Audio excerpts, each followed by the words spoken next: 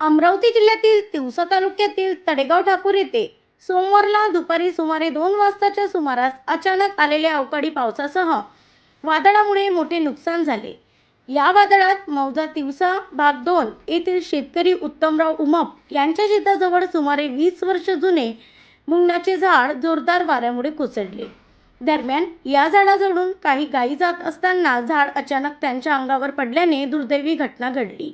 यात राजू शेंडे यांच्या गायीचा जागीच मृत्यू झाला, तर मारुती निमकर व दीपक भारती यांच्या गायी गंभीर जखमी झाल्या.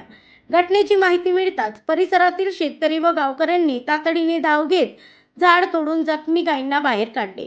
त्यानंतर बंडीच्या सहाय्याने गायींना गावात आणण्यात आले.